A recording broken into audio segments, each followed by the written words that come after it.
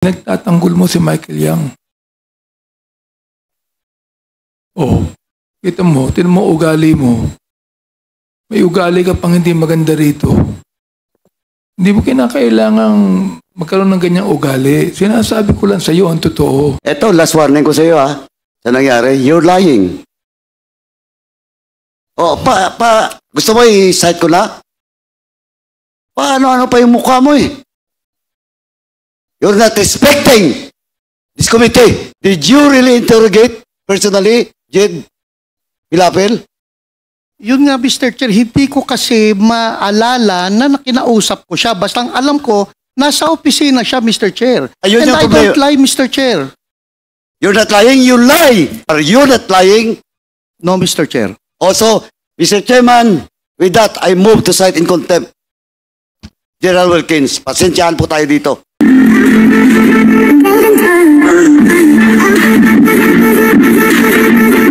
Mr. Chair, gusto ko lang pong sabihin kay Mr. Wilk, the last hearing that we had, nung sinasabi niya yung tungkol sa buhay mo, Mr. Wilkin, ako nagsalita, no, di ba?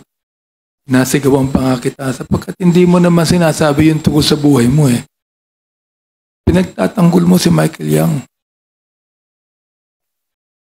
Oh, tinan mo ugali mo. May ugali ka pang hindi maganda rito. Hindi mo kinakailangang magkaroon ng ganyang ugali. Sinasabi ko lang sa iyo ang totoo. At the time that you were actually telling us who you are and your family, you mentioned Michael Yang and you even protected him. Yun ang nakalagay. If you want, we could be able to get the record para makita dyan, malaman natin, Mr. Chairman. Thank you. Okay, salamat, Congressman Abante. Yun lang, no, it still remains a puzzle to most of us, considering that merong joint operation, pero yung side ni Colonel Asierto, meron siyang intel against Michael Yang, and on the side of PIDEA, where most of it are your team, no? Team, kasama mo yan, pati si Carillo. Kayo nagsisurveillance kay Mr. Alan C. Doon sa surveillance nyo kay Alan C, sinabi mismo ng asawa ni Alan C na madalas silang pumupunta sa DCLA kausap si Michael Yang. Pero sa inyong report, wala yun. Sige, please respond to that and then we will ask the next interpellator. Sige, yes, General.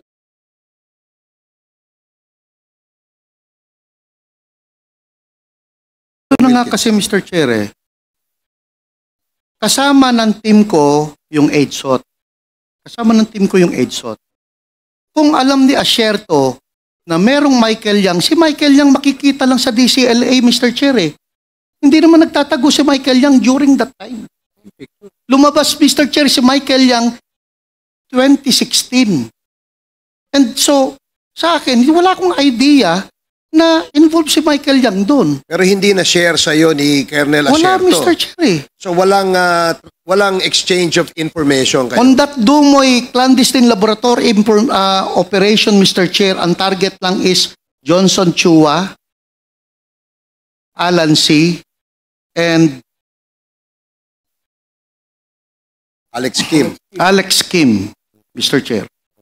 Kung merong Michael Yang, Mr. Chair, na i-share dapat si Asierto, ang daling kunin sa ang daling puntahan sa DCLA. Kasi, like example, no, ito si Alan C., Chinese citizen ito.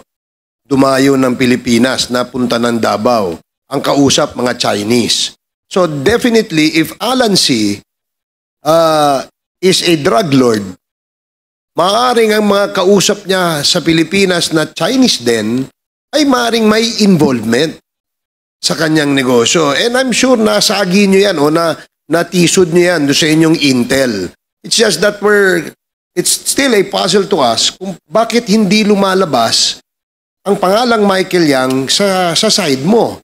Pero sa side ng ka-joint operations mo, ay lumalabas. So again, kagaya ng nasabi ko kanina, we will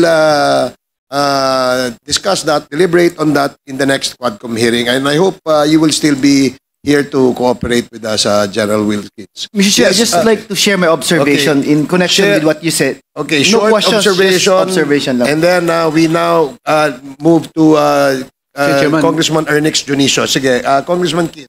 Yes, sir. Yes, because I also questioned Director Wilkins about it before. And he mentioned nga na they picked up 11 other Chinese persons who were living right next to Alan C. Living lang. No, nakatira lang doon sa apartments right next to Alan C. They picked them up because they were considered persons of interest. Just because they were living right next to Alan C. Now the question is, why wouldn't you go and question Michael Yang if Michael Yang was a business partner of Alan C? Pinick up mo nga yung mga kapitbahay lang na Chinese din. Bakit hindi mo man lang questionin yung Michael Yang na pinupuntahan, sabi ni Jed C, pinupuntahan nila, kinakausap nila. Yun nga that's what's boggling me kasi pinick up mo yung 11 others who are just residents and residing near Alan C. Yet hindi mo pinick up yung taong kausap nila at kanegosyo nila. Yan si Michael Yang. Yun lang po, Mr. Chair. Okay, thank you, Congressman Kit. Can we show a picture of the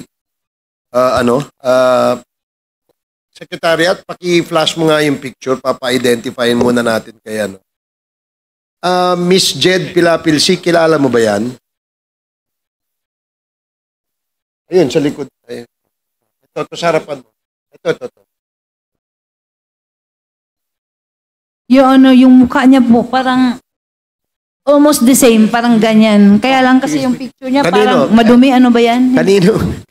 Kaninong mukha yan?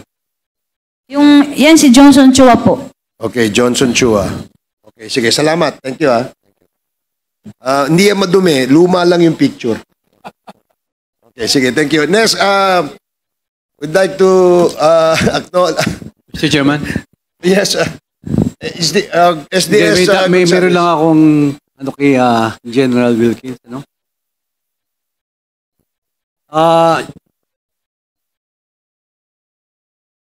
General Wilkins, nung didetain niyo po si Jed, meron po kayong warrant of arrest? Wala po, Mr. Chair. Ano po ang basihan niyo? Bakit niyo kinulong? Hindi naman kinulong, Mr. Chair. She was invited for interview. She was invited, but after the interview, ba't di niyo po pinalabas? Ano po ang basihan niyo? Bakit hindi niyo binalik? Yun nga, Mr. Chair, I cannot, since it's already delegated to my investigator, hindi ko alam kung ilang araw ba siya doon. Basta ang instruction ko is to conduct interview on Jed Pilapil because talagang person of interest siya, Mr. Chair. As to detaining her, no personal knowledge ako, Mr. Chair. Kasi magpa-follow up operation kami doon, Mr. Chair.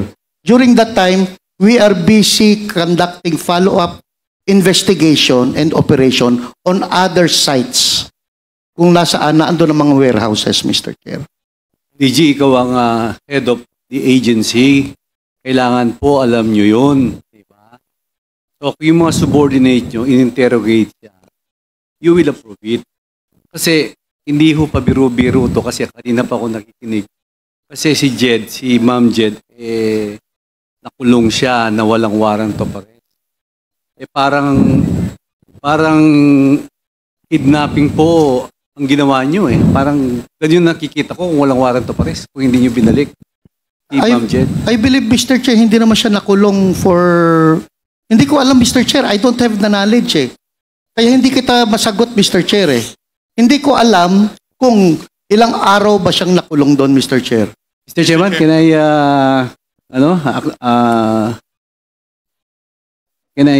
Yes, Congressman Ako, with the indulgence of SDS Gonzales. General Wilkins, si Madam Jed Pilapil ay 2 beses na kinuha ng PDEA. If I remember it right. One, when you went to the apartment, kinuha siya. And in January 4, 2005, pinuntahan ulit siya at kinuha ninyo siya. And after that, hindi na siya nakalabas. Yun ang katotohanan. And it is on record ng PDEA blatter na binabasa ko. And I do not know the reason why. You do not know. Parehas tayo nanggaling sa pulis, di ba?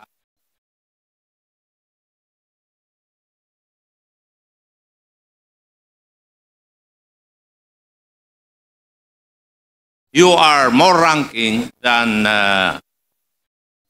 Colonel Asierto. Tama. Pareho lang kami nun, Mr. Chair. O, pero yung issue ay drugs. Tama? Yes, Mr. Chair. And pursuant to the law, lahat ng operation ng pulis tungkol sa illegal drugs, it should be coordinated with PDEA. Pursuant to the law. Tama? Yes, Mr. Chair. So in other words, sa joint operation na binabanggit mo, ikaw ang overall ground commander. Yes, Mr. Chair. And you are the one responsible for what your men will do and will not do. Tama? Yes, Mr. Under Chair. the principle of command responsibility. Eh, bakit Yes. dinideny mo ngayon na hindi mo alam? You should accept responsibility for all the things that your people did outside the bounds of law. Di ba? Turo sa atin yan eh. And now, here, naririnig ko yung sagot mo kay SDS. You do not know anything about it. Inihuhulog mo na yung mga tao mo. And that is not supposed to be the case for a commander. Di ba? Kaya sagutin mo si Juan, si SDS ng tama. You are the overall commander of the joint operation. Kung ano man ang mali doon, sagot mo dapat. Kasi ikaw ang commander eh. Yes, Mr. Chair. Yes, answer the questions of the SDS properly. Kasi nagtataka ako. Parehas tayo ng pinanggalingan. Pero hindi ganyan yung pagkaturo sa akin. Thank you, Mr. Chair. Man. Thank you, Congressman Akop. With the indulgence again of Congressman Okay, I will give the floor to Chairman Okay, Caraps. Congressman Paduano, you are recognized. Chairman, anyway, naunahan lang ako ni Chairman Akop. Kasi, General Wilkins, eto, last warning ko sa iyo ha, sa nangyari, you're lying. O, gusto mo i-cite ko na? Paano pa yung mukha mo eh? You're not respecting this committee. And I warn you, this will be the last. Kanina nung tinatanong kita, akala mo hindi kita babalikan? Now you admit that it's all about your command responsibility. Well, in fact, magtuturuan na, Asierto, dinideny mo. Of course, your words against the words of Asierto. Now, eto si Jed. Did you really interrogate personally, Jed Pilapil? Yun nga, Mr. Chair, hindi ko kasi maalala na nakinausap ko siya. Basta ang alam ko, nasa opisina siya, Mr. Chair. Ayun And yung I problema. don't lie, Mr. Chair. You're not lying, you lie. Just a few minutes ago. Sa harap ko. Sinabi mo na delegated, that authority was delegated to your personnel. Yes, Mr. Chair. Nung tinanong ka ni Chairman Akop, inamin mo.